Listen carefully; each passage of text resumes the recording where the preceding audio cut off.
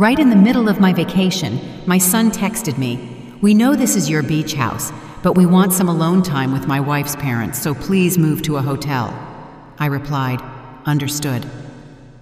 And then I made my final move. What happened an hour later made my in-laws beg my son to divorce their daughter. Dear listeners, before we begin this difficult story, I want to ask you a favor. If my story resonates with your heart, please like this video and subscribe to the channel, and write in the comments which city or state you are listening from. It warms my spirit to know how far my voice travels. Happy listening. The midday sun in the low country doesn't just warm you, it melts you. It burns away everything superfluous, leaving only the essence: scorching stone, the scent of dry Spanish moss, and the deafening ring of cicadas that makes your temples throb by evening. But here, on the terrace of Indigo Point, the heat felt different. The air was heavy not from the humidity, but from the icy silence that hung over the dining table. I stood at the kitchen island with my back to my guests, slicing a juicy, sugar-sweet watermelon. The knife slid into the flesh with a soft crunch. This was my kitchen. I had drafted this blueprint myself 20 years ago. I knew why the window faced exactly southwest, to catch the sunset rays without letting in the brutal midday heat. I remembered choosing these Italian tiles, the color of baked milk, arguing with the contractor about the height of the countertops. Every inch of this house was an extension of me, my will, my labor. But today, I felt like a ghost here, a disembodied spirit whose only task was to serve, clean, and disappear. At the large table on the terrace, under the shade of a pergola draped in wisteria, sat the masters of life. My son, Sterling, had his face buried in his plate, diligently avoiding my gaze. His shoulders were slumped, and in that posture, I saw the little boy who used to hide behind my skirt after breaking a neighbor's window. Only now, he wasn't hiding behind me, he was hiding from me. Opposite him sat Thaddeus and Zenobia Vance, my daughter-in-law's parents. They were eating the red snapper I had prepared with expressions that suggested they were doing the fish a favor by allowing it to be eaten. Zenobia, a heavy-set woman dripping in massive gold jewelry that looked ridiculous against the backdrop of a casual beach lunch, dabbed her lips with a napkin and pushed her plate away with disdain. "The fish is a little dry," she announced loudly, addressing no one in particular. "Remember that restaurant in Savannah, Thaddeus? The snapper was much more tender there." Grunted Thaddeus, not looking up from his phone. Service was different there too. But the loudest voice belonged to Karis.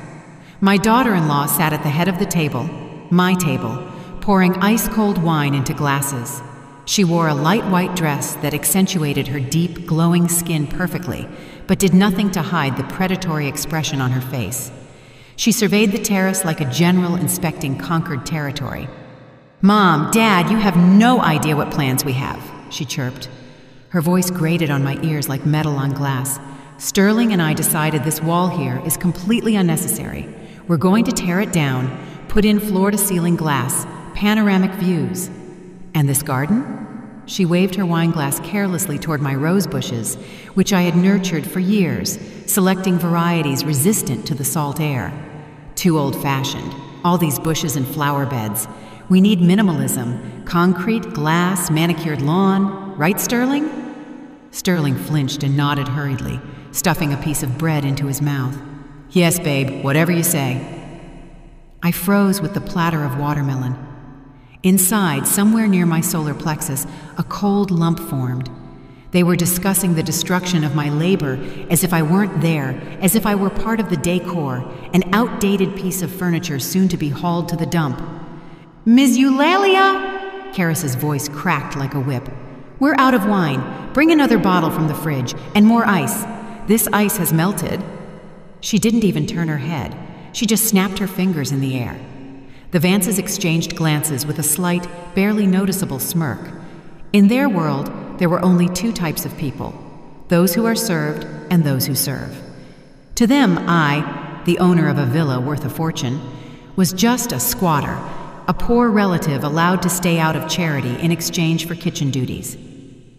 I exhaled slowly, counting to 3. Anger is a bad advisor. Anger is an emotion, and emotions destroy structure. As an architect, I knew that if a foundation cracks, you can't just plaster over it. But right now, I had to save face for the sake of my son, for the sake of the fragile peace I thought I was obligated to maintain. "I'll bring it right out," I said quietly. My voice was steady, no tremor. I placed the watermelon on the table, took the empty bottle, and retreated into the cool of the house. There, in the silence of the hallway, I leaned my forehead against the cool wall. My heart was pounding so hard it echoed in my ears. "Endure it, Eulalia," I told myself. "They're leaving in a week.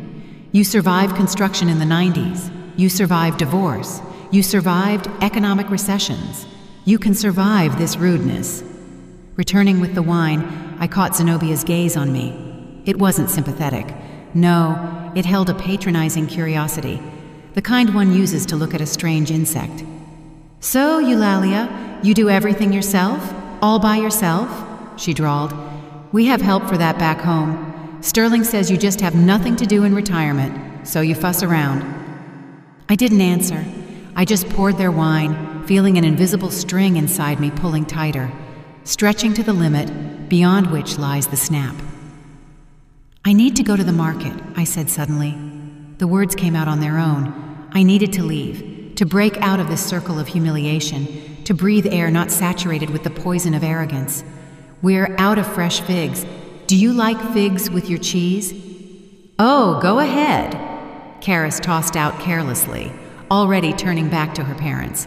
"And pick up some of those large olives. Just don't get the cheap ones like last time." I grabbed my bag and walked out the gate without even changing my clothes. The sun hit my eyes, but I needed it. I walked down the winding street toward the ocean, past live oaks draped in moss standing like sentinels. The sound of the surf grew louder, drowning out the voices in my head. Here, among ordinary people, among the smells of fried shrimp, spices, and the sea, I usually felt alive. The market was buzzing. Vendors were calling out to customers. It smelled of dill and smoked mullet. I stopped at a stall with a familiar vendor to pick out figs, dark, purple, with skins cracking from ripeness. I was choosing the best fruit, out of habit caring for those I left back at the villa. And then, in the pocket of my linen sundress, my phone vibrated. I pulled it out, squinting against the sun. A message from Sterling. My heart skipped a beat. Maybe he felt ashamed? Maybe he wanted to apologize for his wife's behavior? I opened the chat. The letters danced before my eyes, but the meaning hit me instantly, like a punch to the gut. "Mom, we know this is your beach house, but Karis's parents feel uncomfortable. We want to be alone with them, discuss the family business. Please move to a hotel until the end of the week. We'll pay for the room." I froze in the middle of the market square. People flowed around me. Someone bumped my shoulder, muttering an apology, but I didn't hear them. The world around me had gone on mute. Your beach house. That's what he called my home, my sanctuary. Uncomfortable, in my own house. Move to a hotel. I reread the message, and again. The tears that had been rising to my throat for the last 2 hours suddenly vanished, evaporated like a drop of water on a hot iron.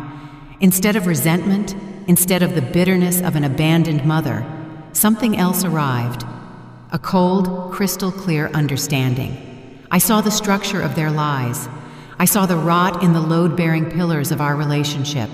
For years, I had closed my eyes to the cracks, patched them with my love, my money, my patience.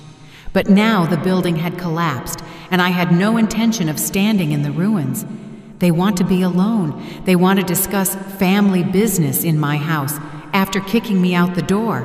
Well then, I didn't call and scream. I didn't write long tirades about conscience and gratitude. I felt like a surgeon picking up a scalpel to cut out gangrene. I typed one word, understood, and pressed send. Then I closed the chat with my son. I didn't open a hotel booking app. I opened my contacts list and scrolled down to a name I hadn't dialed in 3 years, but kept just in case. Desmond, luxury real estate. The ringtone started immediately. I stood in the middle of the market, clutching a bag of figs in one hand that they were destined never to taste, and in the other, the phone that had become my detonator. "Hello, Ms. Eulalia." The voice on the line was surprised. "To what do I owe the pleasure? Haven't heard from you in ages." "Hello, Desmond," I said. My voice was as hard as the granite foundation of my house. "Are you still looking for buyers for prime waterfront property?" "Always, Eulalia, always." "Why, is one of the neighbors selling?" "No," I answered, looking at the sparkling sea in the distance. "I am selling." "Indigo Point? You're joking." "Indigo Point, and I need a buyer today, right now." I threw the bag of figs into the nearest trash can. The sweet fruits hit the bottom with a dull thud, and that sound became the period at the end of my past life. I turned and walked away from the market, not toward home, but toward the waterfront, where behind glass walls like an aquarium, Desmond sat in his office.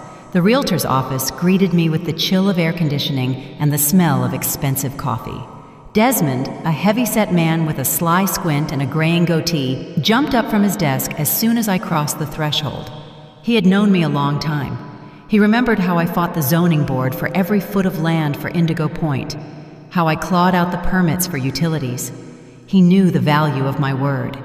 "Eulalia." He swept his gaze over me, reading the confusion. My simple linen sundress and lack of makeup clearly clashed with the determination in my eyes. "Are you serious? The Point? Your baby?" I sat in the chair opposite him, wasting no time on pleasantries. "I need an urgent showing, Desmond. Not just a showing. I need a deal today." Desmond slowly sank back into his chair, interlacing his fingers over his stomach. His professional instinct, honed by decades of deals with capricious wealthy folks, was already firing on all cylinders. "Today is a flexible concept in real estate, Eulalia. Usually that means this month. You know the market, documents, inspections, negotiations." "My documents are in order. The title is clean, no liens. I am the sole owner." I spoke dryly, chopping my sentences. "I don't need negotiations. I need a person with cash who wants this house right now, someone ready to pay for immediate possession." Desmond squinted, studying my face. He was looking for traces of hysteria, madness, or despair, but he saw only cold calculation. "Did something happen?" he asked cautiously. "A new life has begun," I replied, "and there is no room in it for old walls." "Do you have such a client?" Desmond chewed his lip, then abruptly reached for his keyboard. "There is one. Titus the Titan Banks, a developer from Atlanta. Crazy money, temper like a powder keg. He's been eyeing your lot for a long time. Says the view is worth $1 million. He's in town right now, looking for something turnkey, to move in tomorrow and live. But he's a handful, Eulalia. He's difficult." "I don't care about his character as long as he has the cash," I cut him off. "Call him. Tell him the owner is ready to show the house in an hour, and warn him the condition of sale is immediate vacating of the premises by—" I stumbled for a second, choosing the word, "by the temporary tenants." Desmond raised his eyebrows but didn't ask questions. He dialed a number, put it on speaker, and winked at me. "Hello, Mr. Banks?" "Yes, it's Desmond. Remember that house on the Point?" "Yes, the one with the terraces." "The owner is ready?" "Yes, today. Price?" He looked at me questioningly. I wrote a number on a piece of paper and slid it to him, a number that would ensure a comfortable old age anywhere in the world. Desmond chuckled approvingly and voiced the sum. A coarse, rumbling laugh came from the speaker. "If it's everything you described, I'll take it sight unseen. We're rolling out. Be at the gates in 40 minutes. Desmond hung up. He bit. "Now, let's sign a preliminary letter of intent, so you don't change your mind when emotions cool down." I picked up the pen. My hand didn't tremble. I wasn't signing away a house. I was signing for my freedom. With every stroke of the pen, I felt the weight that had pressed on my shoulders for years becoming lighter. I was no longer the convenient mom, the free cook, or the squatter. I was Eulalia Thorne again, the architect of my own fate. "Thank you, Desmond." I stood up. "Meet you at the villa." Leaving the office, I looked at my reflection in the window. A tired woman in a simple sundress with stray strands of hair. No, this wouldn't do. I wouldn't return there as a victim. I would return as the master of the situation. I walked into a boutique next door. It was an expensive shop where Karis, my daughter-in-law, only went to window shop and complain about the prices. I walked in with confidence. I didn't need a dress or a suit. There was no time for that. I needed details, accessories that change one's posture. I chose a silk scarf, emerald green with gold thread, noble and severe. I tied it around my neck the way I used to when I defended architectural projects before commissions in my youth. Then I walked to the rack of sunglasses, oversized tortoise-shell frames. They hid the fatigue in my eyes and gave my face an expression of impenetrable mystery. Paying with my card, I walked out onto the street. Now I felt different. The fabric on my neck cooled my skin. The dark glasses created a distance between me and the world. I went into a coastal cafe, ordered an espresso, and sat at a table with a view of the town clock tower. I had 30 minutes left. I wasn't afraid of returning. On the contrary, I was waiting for it. Inside me, the excitement of a gambler ignited. One who knows the opponent's cards, but they can't see hers. I remembered their faces at lunch, their disdain, their certainty that I would meekly pack my things and leave for a cheap motel so as not to disturb their family happiness. They think they control the situation. They think I am weak. They are mistaken. I took out my phone. I needed to make one more move, small but important, a warning shot before the cannonade. I opened my banking app, found the statement showing my pension deposits and the complete absence of any transfers from my son for the past 3 years. Then I opened a folder of documents in the cloud, a scan of the property deed, date of issue 2003, owner's name Eulalia Thorne. I saved this file into a separate archive and password protected it. Then I opened my messenger app and found the contact The Vances. I had never texted them. I had the number just in case. I attached the file and added a caption. "A gift for the family. I'll give you the password when we meet. Send." The message went through. 2 check marks lit up instantly. I imagined Thaddeus and Zenobia's phones pinging simultaneously there, on my terrace. They would probably be surprised, frown, decide I sent them some silly recipe or photos of grandchildren that don't exist yet. They wouldn't be able to open the file now. But the seed of curiosity was planted, and when the time came, it would sprout into a storm. The phone vibrated again. It was Desmond. "Titan is on site. We're moving out. Be there in 15 minutes. I finished my coffee in one gulp. The bitterness on my tongue tasted sweet to me. I stood up, adjusted my glasses, and headed to the taxi stand. It was time to go home. For the last time, not as a servant, but as the sword of justice. The taxi sped me up the winding road toward Indigo Point. I watched the pines and the sea flashing by the window, the sea that had given me peace for so many years.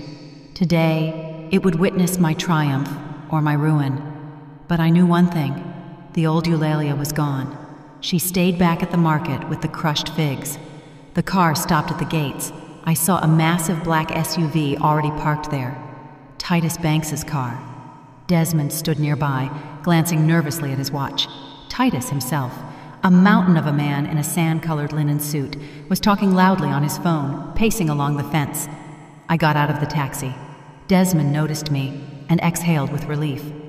Titus interrupted his conversation and stared at me. I approached them without taking off my glasses. "Good afternoon, gentlemen," I said. "Apologies for the delay, Ms. Eulalia." Titus grunted, sizing me up. "Desmond told me you were a sweet little old lady, but here I see a boss. I like it. Businesslike." "Time is money, Mr. Banks," I replied. opening the gate with my key. "Please, the tour will be short." We entered the courtyard.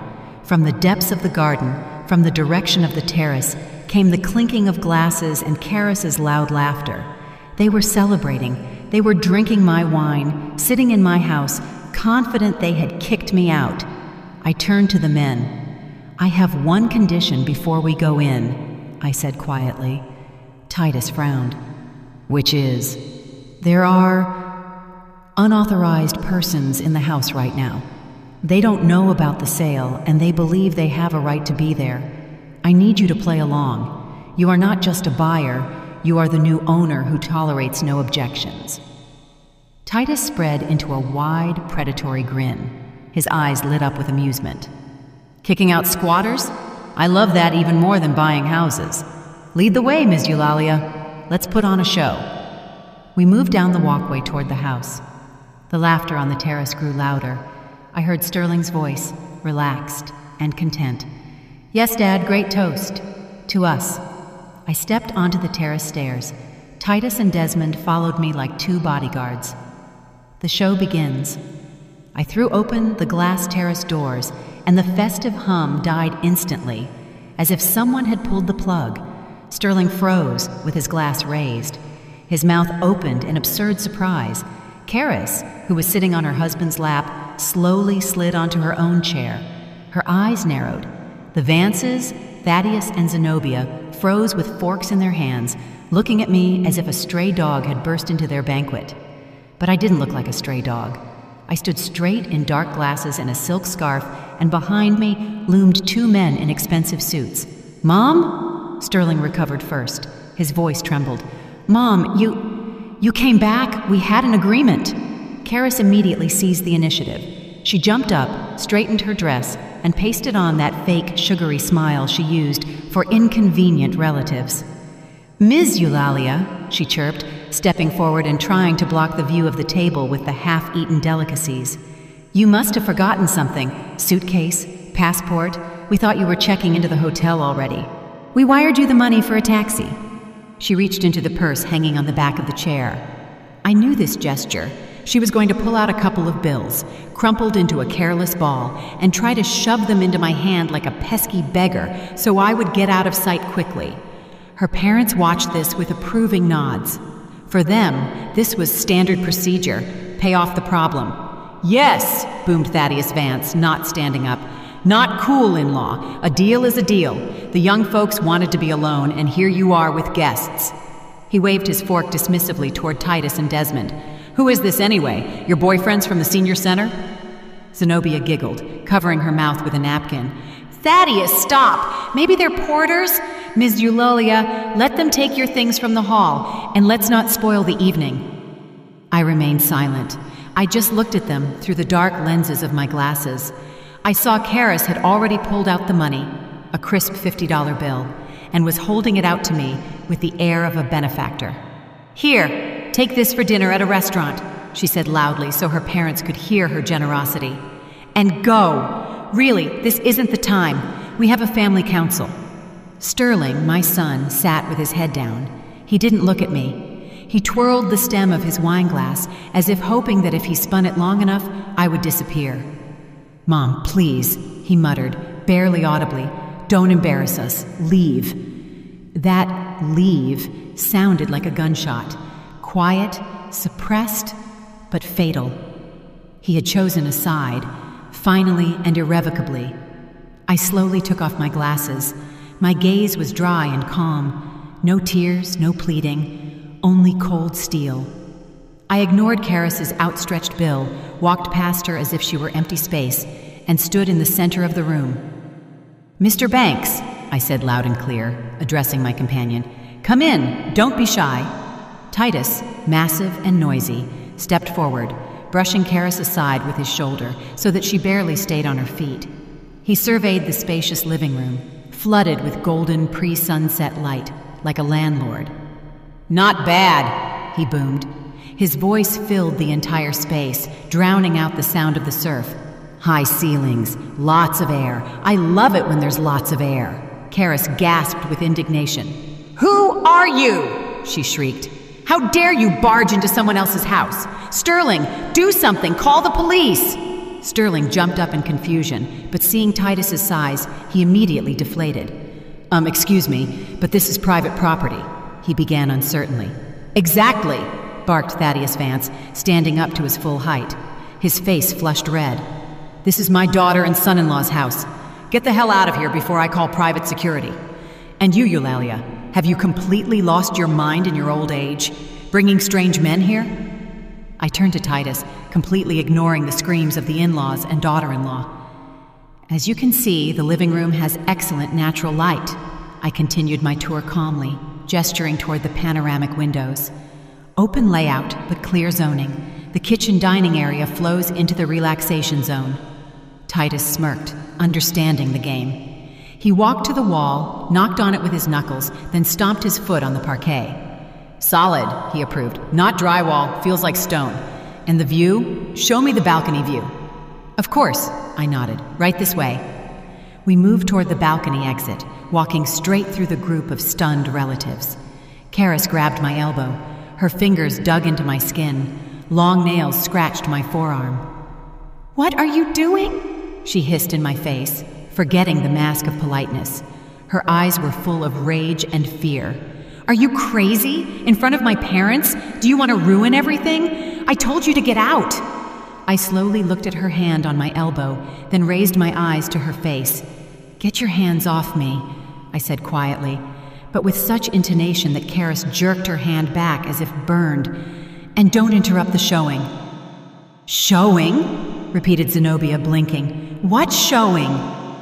I turned to her, then to Thaddeus, then to Sterling, and finally looked at Titus again.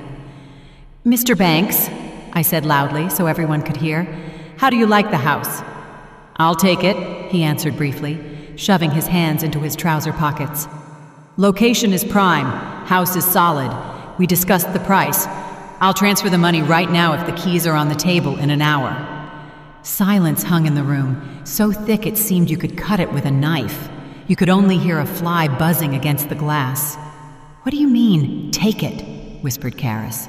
Her face began to lose color, turning gray under the layer of foundation. I smiled. It wasn't a kind, motherly smile. It was the smile of a chess player delivering checkmate. "That means, dear daughter-in-law," I pronounced, enunciating every word, "that this house is sold.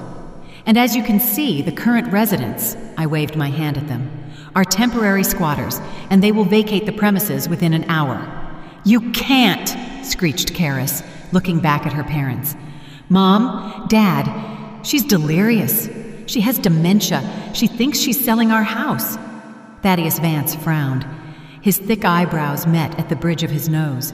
He looked at me, then at his daughter, then at Sterling, who had turned whiter than chalk. "Karis," he said in a heavy voice, "what is she talking about? Why does she call this house hers?" Karis panicked. "Dad, don't listen to her. She's just listed as a nominal owner for taxes. You know how it is. We pay the mortgage. We put millions into this. This is our house." "Nominal?" asked Titus with a sneer. "Lady, I saw the documents half an hour ago. It's there in black and white. Eulalia Thorne, sole owner. No liens, no mortgages, no shared ownership. Clean as a baby's tear." Karis opened her mouth to object, but no sound came out. She frantically searched for a new lie, but the web she had been weaving for years began to tear under the weight of the truth. I walked to the coffee table, where an ice bucket with champagne stood. Next to it lay my folder, which I had brought from Desmond's office. I opened it, took out the original property deed, thick paper with watermarks and an official seal, and placed it right under Thaddeus Vance's nose. "Read it, Thaddeus," I said. "You're a man of the old school. You trust documents more than words." Thaddeus slowly, as if reluctantly, picked up the paper. His hands, large working hands of a man who built his own business, trembled slightly. He put on the glasses hanging on a chain around his neck, read, raised his eyes to his daughter, then looked at the paper again. "Thorne," he read aloud. "Basis, land purchase agreement from 2001, certificate of occupancy for residential home from 2005. He lowered the paper. It became very cold in the room, despite the heat. "Karis." Thaddeus's voice was quiet, but that made it even more terrifying. You told us that you and Sterling bought this house 3 years ago. You said you took out a huge loan. You cried and asked for help with the down payment. Dad, Karis backed away. We sent you money every month, Thaddeus continued, and his voice began to gain strength like an avalanche. $5,000 every month for 3 years to pay off the mortgage. I stood silently. I didn't need to add anything. The truth was doing its own work, destroying their illusory world. Where is the mortgage, Karis?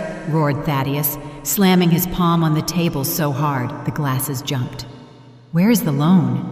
If the house was built 20 years ago and belongs to his mother? I looked at Sterling. He covered his face with his hands. Mom, there is no mortgage, I said quietly, looking straight into Zenobia's eyes. I built this house with my own money. I never asked you for a penny. I never received $1 from you. The silence exploded. Thaddeus Vance slowly turned purple. The color rose from his neck to his face like mercury in a thermometer, predicting an explosion. He shifted his gaze from the document to his daughter, and then to his son-in-law, who was still hiding his face in his hands. 5,000, he wheezed. Every month, 3 years. That's $180,000. Where is that money, Karis? Karis, cornered, tried to counterattack. It was her usual tactic. The best defense is offense. Dad, you don't understand, she screamed. Her voice broke into a squeal. The house needed investments, renovations. We did renovations. Did you see these tiles, these windows? All this costs money. We changed the plumbing, the roof. I couldn't hold back and chuckled. A short, dry laugh escaped on its own. Renovations, I repeated, walking to the wall and running my palm over the textured plaster. Karis, this plaster was applied in 2010, hand-finished Italian style. It is in perfect condition because I take care of it. The floor tiles, vintage 2008 collection. I installed the windows 5 years ago, before your marriage. There were no renovations here. Not a single nail was driven with your money. You're lying, shrieked Karis, pointing a finger with a perfect manicure at me. You're just an old miser. Silence, roared Thaddeus, shaking the chandelier. He stepped toward his daughter, looming over her like a cliff. Don't you dare insult the woman in whose house you live and lie to our faces. Renovations, you say? Plumbing? I'm a builder, Karis. I see when a house has been renovated and when it stands untouched for 10 years. You took us for idiots. Zenobia, who had been silent in shock until now, suddenly sobbed and clutched her heart. Karis, baby, how could you? We saved up from Dad's retirement fund.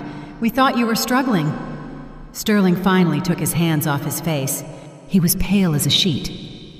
I didn't know, he whispered, looking at his father-in-law with horror. Mr. Vance, I swear, I didn't know about the money. Karis said you were just helping with groceries, lifestyle stuff. I didn't know the amounts. I thought they were gifts. Gifts! Roared Thaddeus. Gifts the size of a top executive's salary? Are you a man or what? You don't see where your wife gets new furs, cars, trips to Tulum while you sit at your college as a junior associate? You thought it all falls from the sky? Sterling shrank. He really was blind, or wanted to be blind. It was convenient for him not to ask questions, convenient to live in comfort created by his wife, and not think about where the funds came from. He betrayed me with his silence and inaction. But now I saw that he wasn't an accomplice to the theft, but just a tool in Karis's hands, like her parents, a stupid, weak tool. All right, family drama is fascinating and all, Titus's loud voice cut through the tension. He stood leaning against the doorframe, watching the scene with interest, chewing on a toothpick. But for me, time is money. I assume the deal is still on, or do I call my guys to help with the eviction? I have a demolition crew on standby, wanted to break down a wall tomorrow morning. The words about demolition had a sobering effect on the Vances. They suddenly realized the reality of what was happening. They were in a stranger's house that had just been sold, and the new owner wasn't a man you argued with. Demolition? Repeated Zenobia, looking at Titus with horror. Tomorrow? But where will we go? Our flight isn't for 3 days. Not my problem, ma'am. Titus spread his hands. The Hyatt downtown, deluxe suites, ocean view. Everything you like. Need me to call a cab? Thaddeus heavily sat down at the table. All his arrogance, all his haughtiness vanished. Before us sat a tired, deceived old man who had just realized he raised a monster. Ms. Eulalia, he addressed me by name for the first time with respect, not disdain. Forgive us, we were misled. You thought I was a poor relative living off your successful daughter? I finished for him harshly. You thought you were feeding me, not me providing you shelter. You allowed yourselves to humiliate me in my own home because you believed that he who pays the piper calls the tune. But you weren't paying me. You were paying for lies. Thaddeus nodded, acknowledging every word. He had nothing to object to. You are right. We are at fault. We will pack our things right now. Dad! Karis rushed to him, grabbing his arm. Are you giving up? Will you let her kick us out? This is just a performance. She's bluffing. She didn't sell anything to anyone. She turned to me.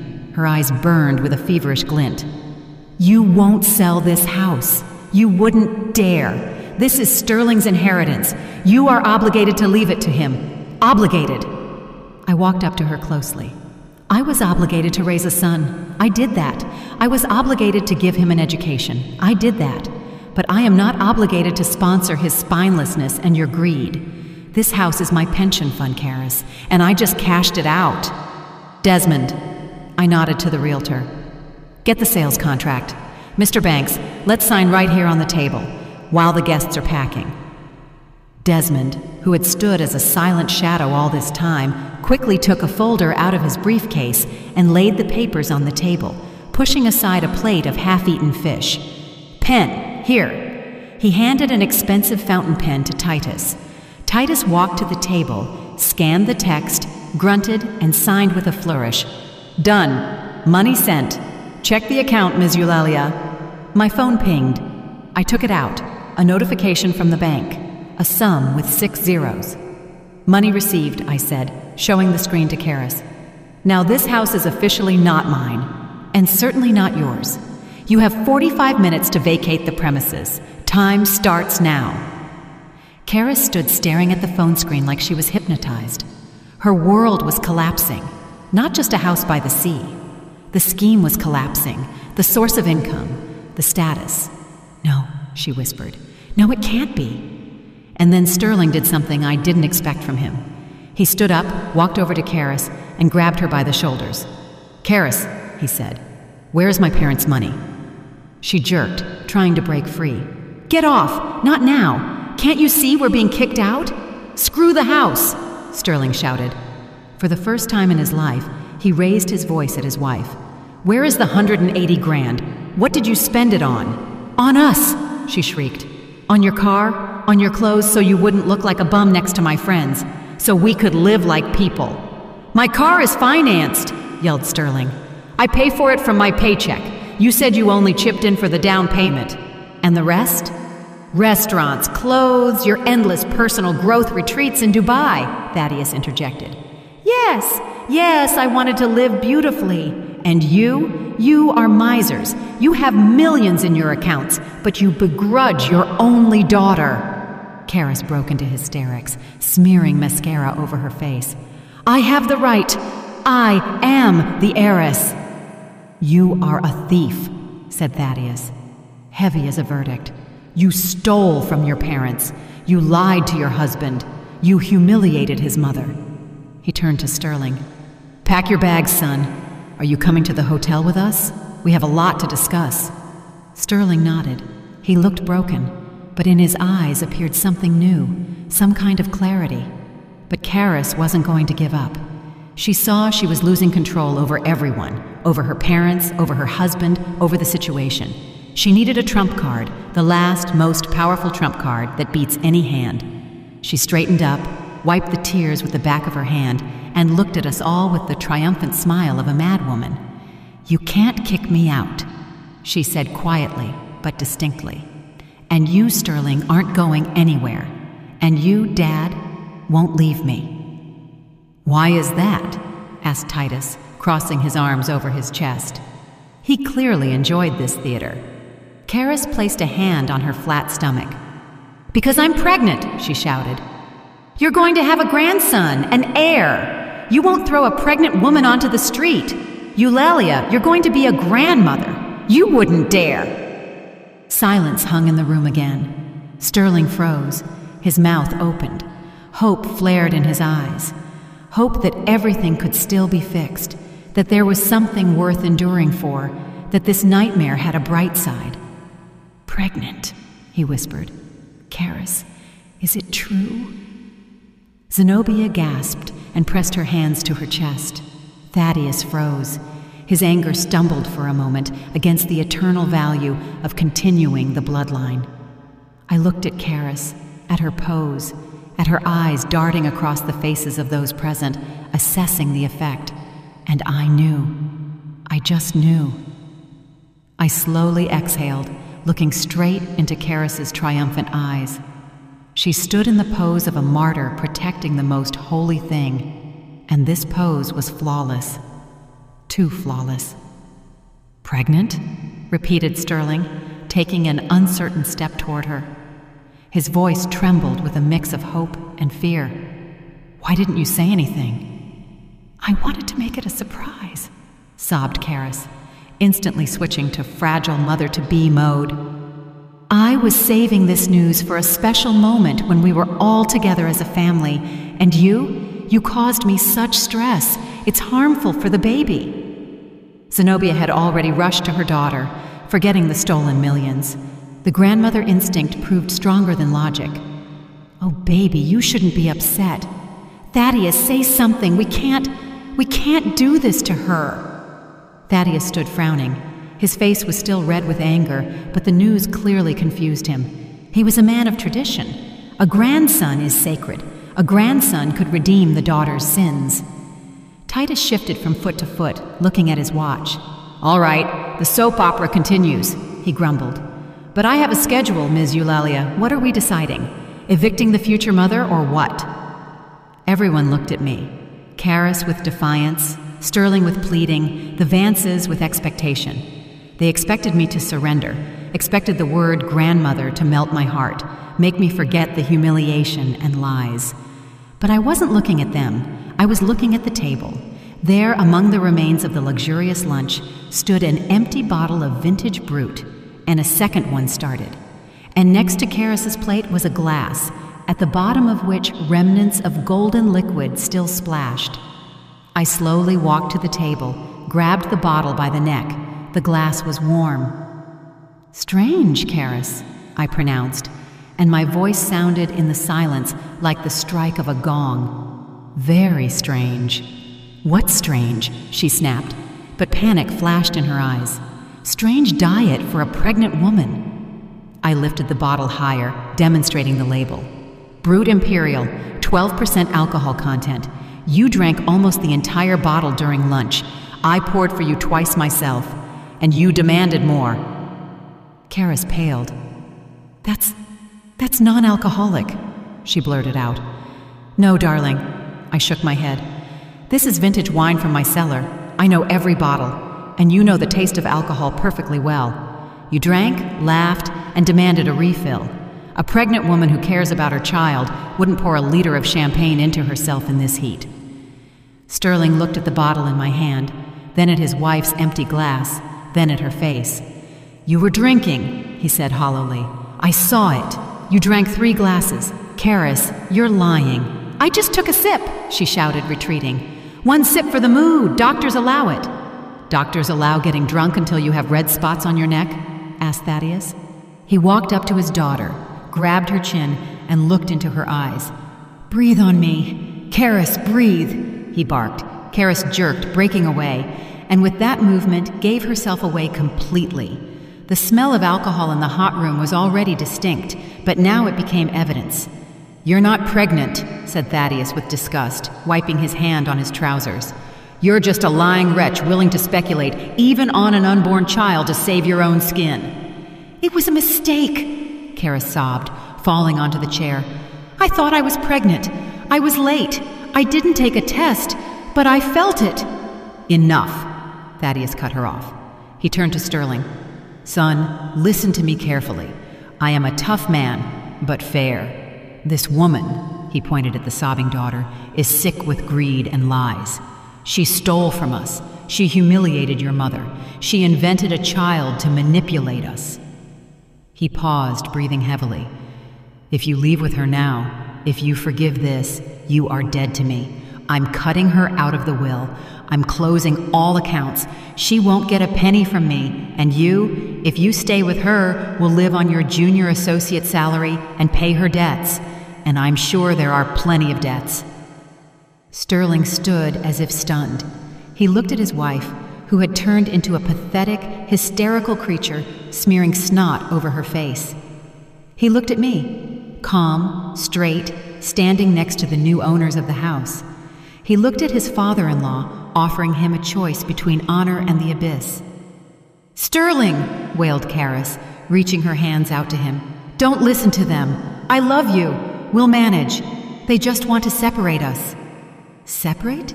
Zenobia asked quietly. She walked up to her son-in-law and took his hand. Her eyes were full of tears. "Sterling, honey, listen to me. I am a mother, and it hurts me to say this about my own daughter. But she will destroy you. She already started. Run, son. Divorce her. Send her to us. We'll deal with her ourselves. Rehab or a convent? I don't know, but save yourself." Sterling looked at his mother-in-law. In her eyes was such sincere pain and fear for him that his last defense crumbled.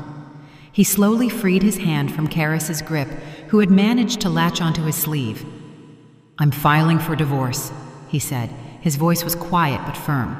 For the first time in many years. "What?" Karis froze. "I'm filing for divorce," he repeated louder. "I don't believe a single word you say anymore. I'm tired of being a fool." He turned to me. "Mom, forgive me. I was blind." I nodded. I wanted to hug him, press him to my chest like in childhood, but now was not the time for sentimentality. The lesson had to be learned to the end. "I forgive you, son, but the house is sold and you have to leave with them." "I understand." He lowered his head. "I'll go to a hotel. I need to think." "Excellent!" Titus clapped his hands. "Drama over. Finale clear. And now exit stage left, folks. My crew is idling." Thaddeus silently took the resisting Karis by the elbow. Zenobia picked up her purse. Sterling grabbed his jacket. They shuffled toward the exit. Karis screamed, cursed us all, threatened lawsuits, but her father dragged her with the inexorability of a bulldozer. 5 minutes later, their car, tires screeching, drove out the gates. It became quiet on the terrace. Only me, Desmond, Titus, and the sound of the sea remained. "Well then, landlady?" Titus winked, pulling out a cigar. "Beautifully done. Just like in the movies. Money's in the account, papers signed. When do you hand over the keys?" I walked to the terrace railing. The sun was setting into the sea, painting the water the color of molten gold. This view was worth all the money in the world, and I realized I couldn't give it up. Not now. Not like this. "Mr. Banks," I turned to him. "How about we rewrite the ending?" Titus Banks slowly took a drag on his cigar, releasing a thick cloud of smoke that the sea breeze immediately snatched up. He looked at me with a squint that read, not irritation, but rather the professional interest of an experienced poker player. "Rewrite the ending," he repeated, flicking ash over the railing right onto my favorite rose bushes. On any other day, I would have scolded him, but today it seemed like such a trifle. "Ms. Eulalia, you understand we're not in a theater. Signatures are set, money sent. Legally speaking, you are standing on my balcony." Desmond, my old realtor friend, got nervous. He started wiping his foggy glasses with the edge of his jacket, shifting a frightened gaze from me to his massive client. "Eulalia," he whispered, "what are you thinking? The deal is closed. Recording the deed is just technicalities. My assistant already sent the scans. You can't just—" "I can," I interrupted him, not taking my eyes off Titus. "The transaction is still pending. We can process a return as an erroneous transfer or cancel the contract by mutual agreement right now." "Why?" Titus leaned his elbows on the railing, looming over me like a mountain. "You got a great price. You got rid of the dead weight. Why do you want this house where every corner now reeks of betrayal? If I were you, I'd take the money and fly to Bali." I looked at the sea. It began to darken, turning from azure to deep ink. "This house doesn't reek of betrayal, Mr. Banks. It smells of my labor, my life. The betrayal was in the people, not the walls. The people are gone, the walls remain, and I don't want to lose them." I turned to him and straightened my back. "I sold the house to burn bridges, so my son and his wife wouldn't have the illusion that they have somewhere to return to. So I myself wouldn't have a path of retreat into the role of the convenient mom. This performance was necessary, but the curtain has fallen." Desmond made a strangled sound like a moan. "Eulalia, but the commission I worked—" "Your commission stays with you, Desmond," I reassured him. "I'll pay you the full percentage. Consider it payment for Best Supporting Actor." Desmond immediately fell silent, his face brightening. Now everything depended only on Titus. He could dig in his heels. He could kick me out the door and would be within his rights. I risked everything, going all in for the second time that evening. "And what's my interest?" asked Titus, looking me straight in the eye. "I wasted time. I drove my car out here. I was already mentally placing billiard tables here. You suggest I just leave?" "I suggest a return of the full amount right now," I said firmly, "plus 5% on top, for the trouble, for your time, and for the pleasure you got kicking out my daughter-in-law. I saw you enjoyed that." Titus chuckled. The corners of his lips twitched. 5% is generous, but a bit low for a broken dream of a beach house." Everything inside me clenched. If he refused, I would remain a rich but homeless woman. I would lose my anchor. 10, I said. "That's my final offer. That's a huge amount for an hour of your time." Titus laughed loudly, thunderously, so that the seagulls shied away from the roof. He slapped his palm on the railing. "Iron Lady. Architect, you say? I see you've got a spine." He reached into the inner pocket of his jacket and pulled out the very contract we signed 20 minutes ago, twirled it in his hands. "You know, Ms. Eulalia, I knew right away you weren't selling." "What?" I blinked in surprise. The eyes. He tapped a finger against his temple. "I've been in business 30 years. I see people who want to get rid of an asset, and people who are ready to rip throats out for what's theirs. When you showed me the house, you stroked the walls. You looked at these grapes like they were children. Sellers don't do that." He tore the contract in half. With a sharp rip, the paper turned into 2 useless halves. Then he folded them and tore them again. "I'm not a looter," he said seriously, throwing the scraps into the ashtray. "I saw you were cornered, and I decided to play along. I didn't like your daughter-in-law from the jump. I see through people like that. Empty shell in a pretty wrapper. So consider this my contribution to restoring justice." I stood unable to believe it. The tension that had held me for the last hours began to recede, and my knees treacherously trembled. You refuse the penalty? The 10%? "No, of course not. I'm not an idiot," he grinned. "You'll transfer the penalty fee. Business is business, but the house is yours. Desmond, void the deal. Tell the bank there was a technical error in the routing numbers." Desmond hurriedly nodded, already dialing a number on his phone. Titus extended his hand to me. His palm was huge and warm. "Pleasure doing business with a smart woman. And now, if you'll allow me, I'll drink a glass of that very brute your pregnant daughter-in-law didn't finish. To victory." I shook his hand. "With pleasure," I replied. "I'll open a new bottle. That one's flat." We returned to the living room. The house was mine again. The silence that previously seemed frightening now felt like a blessing. But in this silence, a sharp, persistent sound suddenly rang out. It was my phone, left on the table. The screen lit up with the name Sterling. The phone vibrated on the polished surface of the table like a living creature demanding attention. Sterling. The name pulsed on the screen, evoking a complex range of feelings in me. from habitual maternal anxiety to a new, cold detachment. Titus, already holding a glass of fresh champagne, nodded at the phone. Gonna answer, or let him suffer? I picked up the phone, but didn't rush to press accept. Let him suffer, I replied, declining the call. Silence is good for him. But the phone rang again and again. The persistence with which he tried to break through suggested that out there, beyond my house, the next act of the drama was unfolding. On the fourth time, I finally answered, putting it on speaker. Mom! Sterling's voice was erratic.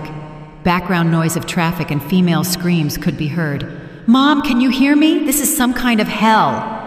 I hear you, Sterling, I answered calmly, taking a sip of icy brute. What happened?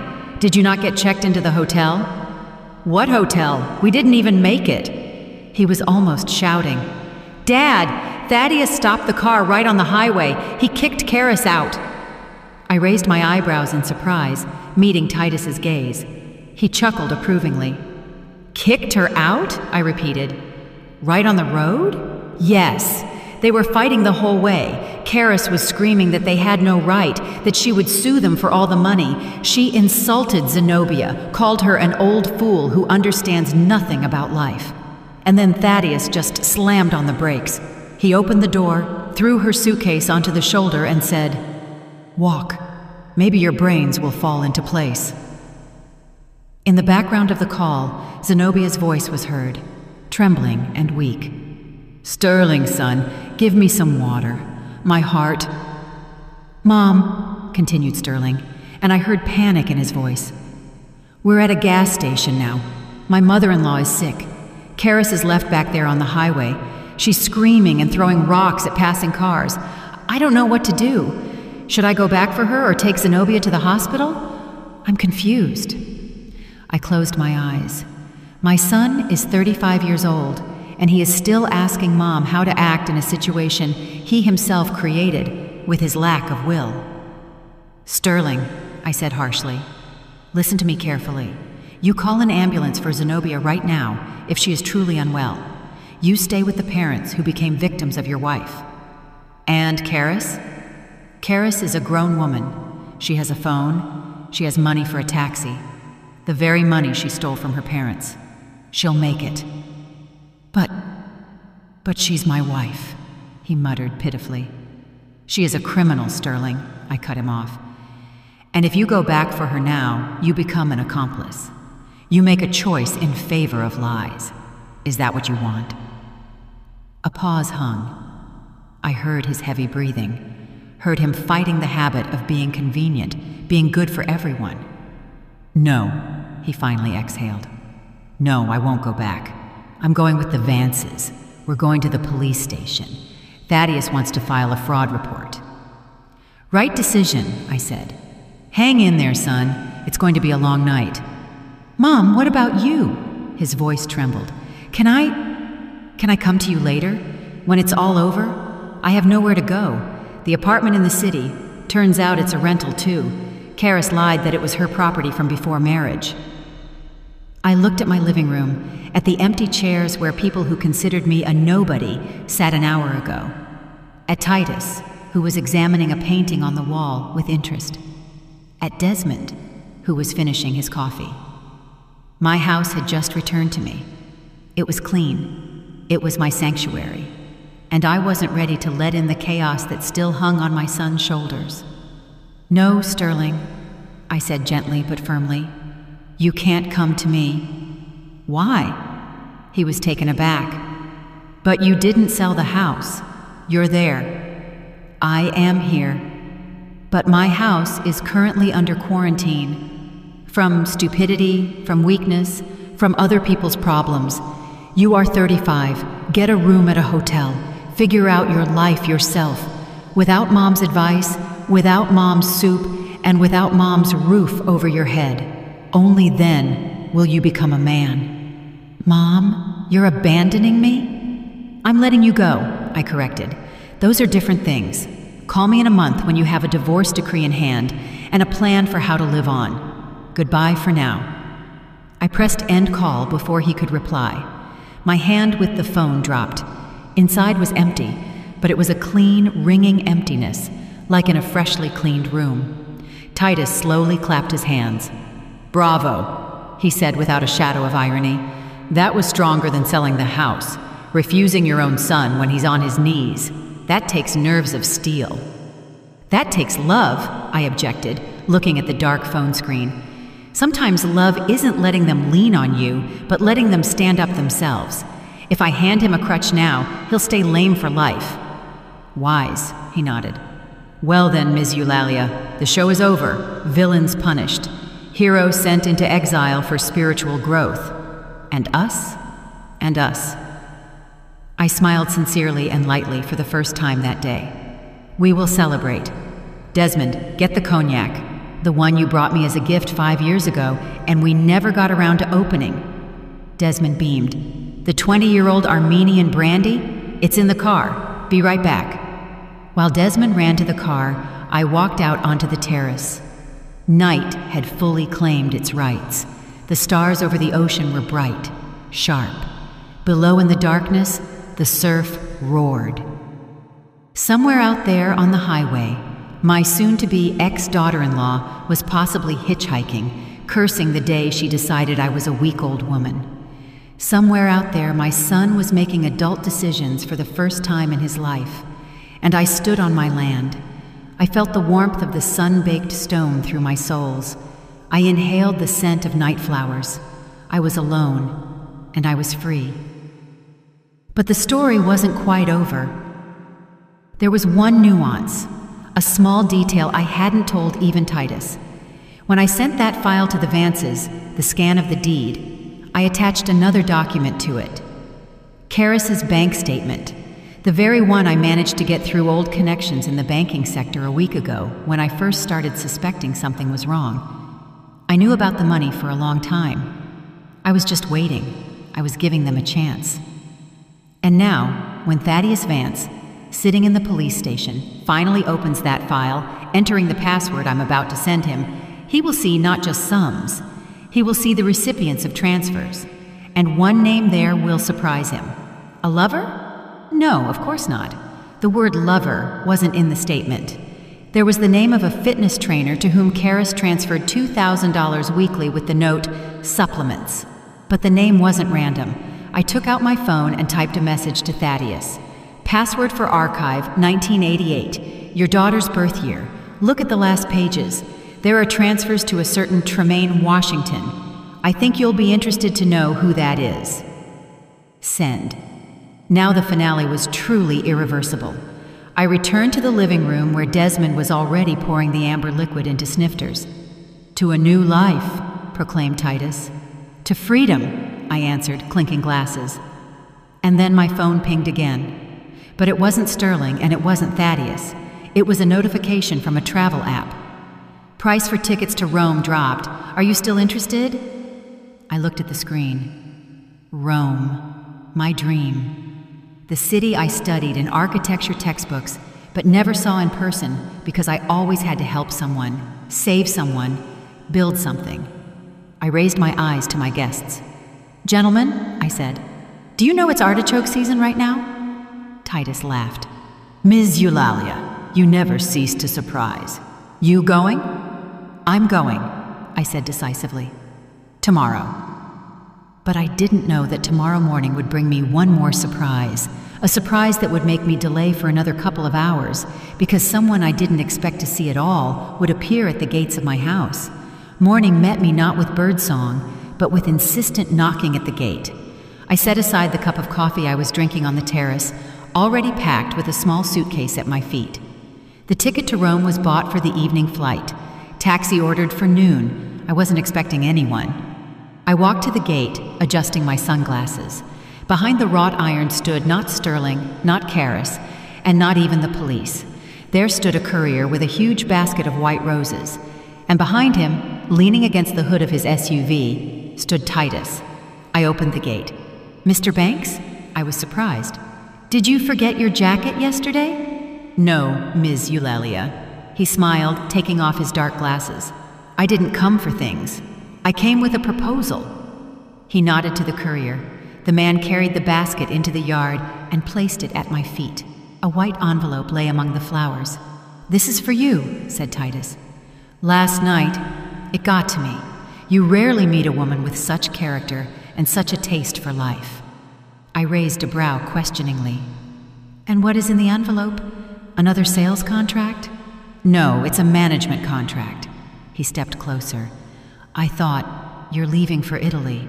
The house will be empty, and I fell in love with this place. And your garden. I propose a deal. I rent Indigo Point from you for the whole summer for very good money, but with one condition." "Which is?" "You allow me to sometimes send you photos of the roses so you can consult me on how not to kill them. I'm a total zero in gardening, and it's a pity to ruin such beauty." I laughed. There was so much lightness in that laugh, as much as I hadn't felt in years. "Do you know how to make offers that are hard to refuse, Mr. Banks? And also," he lowered his voice, "I can keep an eye on the house so that no relatives think of coming back. My security is very persuasive." It was the perfect option. The house would be looked after, flowers watered, and I would get extra funds for travel and a guarantee of security. "I agree." I extended my hand to him. An hour later, I was already sitting in a taxi. Titus remained at the villa, the new temporary master who would water my roses and scare away the ghosts of the past. I looked at the receding house, at the sparkling sea.